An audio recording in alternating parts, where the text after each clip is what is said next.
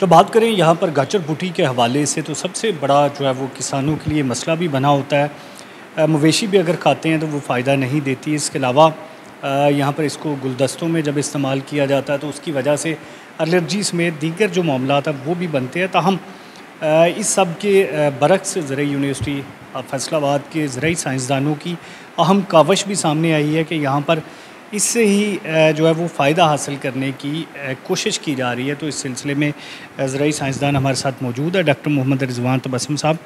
तबस्सुम साहब, बताइएगा, ये गाजर बूटी के हवाले से बड़ा शोर सुनते हैं हम कि कोई फ़ायदा नहीं है, नुकसान है, तलफ़ कर दें, तो आप इससे क्या फ़ायदा लेने की कोशिश कर रहे हैं? जी अब्दुर्रहमान, पहले तो मैं आपका शुक्रिया अदा करता हूँ कि गाजर बूटी वाले मसले पे आपने एक स्टेप लिया और आप यहाँ पहुँचे।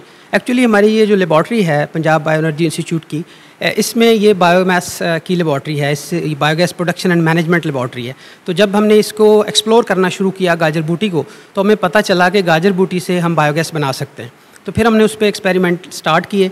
अब हम इस नतीजे पे पहुँचे हैं कि अगर हम इसमें मज़ीद रिसर्च करें तो हम इसको दूसरे मटेरियल जैसे गोबर है, म्यूनिसिपल सॉलिड वेस्ट है, म्यूनिसिपल लिक्विड वेस्ट है, इंडस्ट्रियल वेस्ट है, एनर्जी क्रॉप्स का वेस्ट है, तो हर वेस्ट के साथ हम इसको तकरीबन 40% तक अगर मिक्स करके तो हम इसमें कामयाब हो जाते हैं। तो जो हमने इनिशियल ट्रायल लगाए हैं उसमें हम कामयाब हुए हैं। अब हम सेकंड फेज़ में हैं, तो इंशाल्लाह फरवरी मार्च तक ये हम इस काविश में कामयाब हो जाएंगे। फिर गाजर बूटी से हम रिन्यूएबल गैस तैयार करके आपको उसकी रेसिपी शेयर करेंगे।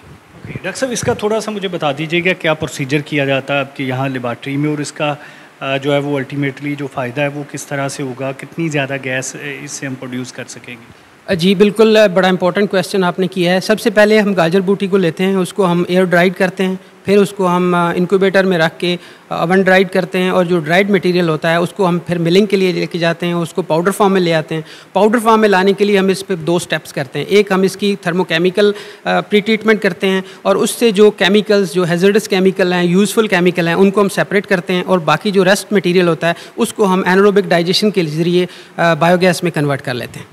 ये प्रोसीजर कितने दिनों का होता है, और क्या इसे जो है वो लेबॉर्ट्री में तो एक महदूद तरीका होगा, इसको जब लार्ज स्केल पर करेंगे तो इसकी पॉसिबिलिटी कितने % होगी, और इसका क्या फ़ायदा होगा लार्ज स्केल में करने पर? जी फ़िलहाल तो हम इसे लेबॉर्ट्री स्केल पे कर रहे हैं, क्योंकि हमारा प्रोसीजर ये होता है कि पहले हम R&D इस्टेब्लिश करते हैं लेबॉर्ट्री स्केल में, उसके बाद हम इसे पायलट स्केल पे टेस्ट करते हैं। तो हमारे पास लेबॉर्ट्री के सारे जो मौजूदा इक्विपमेंट यहाँ पे अवेलेबल हैं।